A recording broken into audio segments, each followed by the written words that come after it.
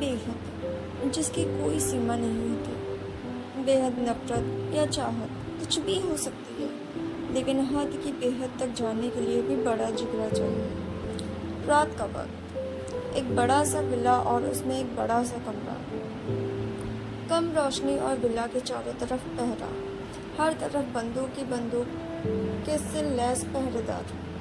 एक शख्स कमरे में बैठा फोन पर बात करते हुए कहता है, सिया की कंपनी मुझे कल तक अपने कब्जे में चाहिए। चाहे कुछ भी हो जाए, लेकिन सिया कल तक मेरे कदमों में आ जानी चाहिए। बड़ी बड़ी गोल आँखें, लंबा सा चेहरा, गुलाबी होठ, चेहरे पर सख्त भाव, 6 फुट लंबाई, हट्टा कट्टा नौजवान। राज की आंखों में ना जाने कितने ही राज छुपे थे। राज बड़ी सी कांच की दीवार के पास खड़ा हुआ और दरवाजे से आती ठंडी हवा के मज़े लेते हुए ही फ़ोन पर बात किए जा रहा था। फ़ोन पर बात करते हुए ही वो एक शैतानी मुस्कुराहट के साथ दूसरी तरफ से आती हुई आवाज़ को सुनते हुए कहता है, बहुत बढ़िया, सिया को मेरे पास कल ले आना, जल्द से जल्द मैं उसे अपना बना लूँगा। ये कहते हुए ही राज फ़ोन रख देता है और अपने कमरे में वापस आकर सोने की कोशिश करने लग जाता है। एक बड़ा सा बंगला जो पूरी तरह से कांच और लकड़ियों से बना था और दिखने में बेहद ही खूबसूरत नजर आ रहा था। एक बड़े से बगीचे में एक लड़की आराम से कुर्सी पर बैठी हुई, उसके आसपास कुछ आदमी सफ़ेद कपड़े पहने हुए थे। हाथ में शराब का गिलास था जिसे वो बार बार होठों से लगा के गले से उतार रही थी। बड़ी बड़ी गोल आंखें, गुलाबी होठ, छोटा सा चेहरा और 5 फुट 7 इंच लंबाई।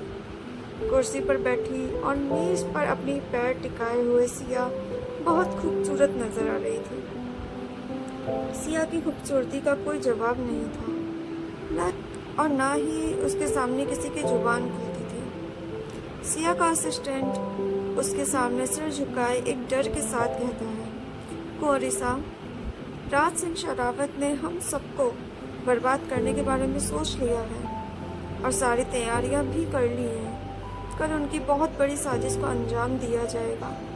हमारे खबरियों से पता चला है कि वो आपको घुटनों पर ले आएंगे। ये सुन सिया की पैनी नजरें अपने असिस्टेंट अभिषेक को घूरते हुए देख रही थी। सिया बस उसे ही देख रही थी।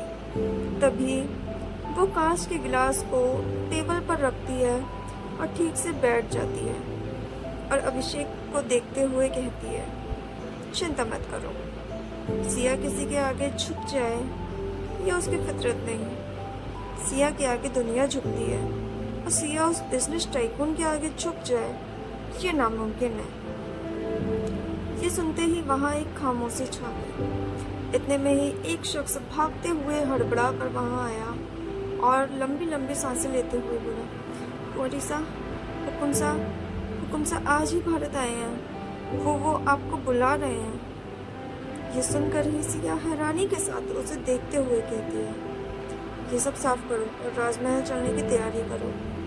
उसके सभी आदमी हड़बड़ा कर सिया के आदेश पर काम में जुट जाते हैं। सिया पूरी जल्दबाजी के साथ अपने बंगले के अंदर आती है और सफ़ेद कलर का सूट पहनकर कार में बैठ जाती है। जल्द ही उसकी सारी कारें वहां से राजमहल के लिए रवाना हो जाती हैं।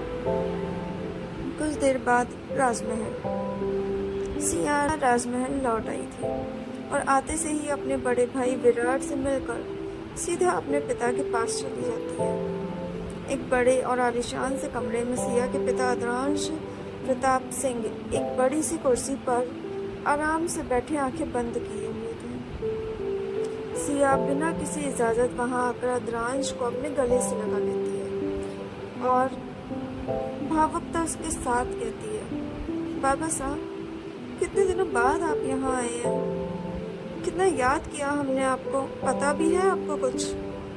इतने में ही अदरांश एक सख्त लहजे में सिया को खुद से अलग करते हुए कहता है, राज सिंह शरावत से दुश्मनी क्यों ले रही हैं आप सिया? ये सुन सिया हैरान थी। सिया समझ नहीं पा रही थी कि आखिर आदरांश सिया से राज के बारे में क्यों डिस्कशन कर रहा था, बल्कि उसे तो ये पूछना चाहिए था कि उसकी बच्ची खुश है भी या नहीं। लेकिन सिया परेशान थी, आखिर वो कहे भी क्या। लेकिन फिर भी उसने हिम्मत की और एक उदासी के साथ कहा, आपकी बेटी से आपने अब तक ये नहीं पूछा कि उसकी बेटी कैसी है, बल्कि आप ये पूछ रहे हैं कि हमने राज सिंह शरावत से दुश्मनी क्यों मोल ले ली।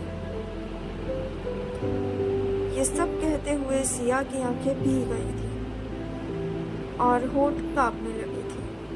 सिया एक उदासी के साथ ही वहां से जाते हुए कहती है, बाबा साहब, जब आप अपनी बेटी से मिलना तभी हमें याद करना, वरना राजस्थान की कुंवारी सा के पास समय नहीं है। सिया कमरे से बाहर निकल जाती है और एक गुस्से के साथ ही वहाँ से जाने लग जाती है। उसे जाते देख उसके आदमी भी वहाँ से जाने लगते हैं। विराट उसे रोकने की बहुत कोशिश करता है, लेकिन वो सिया थी और कहाँ वो किसी की बात मानने वाली थी। अपनी कार में वापस आकर सिया आंखों में आंसू लिए महल की तरफ देखती है और फिर कहती है, हमें हमारे महल वापस ले चलो।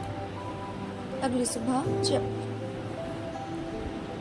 सुबह सवेरे हर कोई अपने अपने काम में लगा हुआ था। कोई पूजा में लगा हुआ था तो कोई अपने ऑफिस जाने में। लेकिन यहाँ शरावत इंडस्ट्रीज में राज अपनी कुर्सी पर आराम से बैठा हुआ था। तभी उसका मैनेजर भागते हुए उसके पास आता है और नज़रें झुकाए डरते हुए कहता है, सर वो सारा काम खराब हो गया, पता नहीं कैसे, लेकिन कुंवरी सा ने कौन सा दाव खेला और दोबारा से सब कुछ उनकी मुट्ठी में आ गया। उसका असिस्टेंट ये सब कुछ हिचकिचाहट के साथ कह ही रहा था कि तभी राज के फेस के एक्सप्रेशन अचानक से सख्त हो गए और वो हैरान नज़रों से सामने की ओर देखने लगा। तभी वहाँ किसी लड़की की आवाज़ सुनाई देती है, क्या सोचा था राज आपने कि हमें नीचे गिराकर हम आपको आसमान में चैन से उड़ने देंगे? बिल्कुल भी नहीं। उड़ते हुए कबूतरों के पंख गिरना सिया की खासियत है और उन पंखों को तोड़कर फेंक भी देना भी सिया को बहुत अच्छे से आता है। और आप जैसे पंछी के पंख काटने में हमें बहुत मज़ा आया। सिया की ये शैतानी मुस्कुराहट को देखकर राज थोड़ा गुस्सा हो गया था, लेकिन फिर भी वो कहता भी क्या। आखिर सिया के सामने कुछ कहने की हिम्मत इस वक्त अभी उसमें बिल्कुल नहीं थी। राज ने फिर उसे एक नफरत के साथ देखते हुए कहा, तुम यहाँ कैसे और क्यों आई सिया? क्या होने वाला था अब आगे? क्या करने वाला था अब राज सिया के साथ? जानने के लिए सुनते रहिए बेहद अ बिलियनियर्स स्टोरी।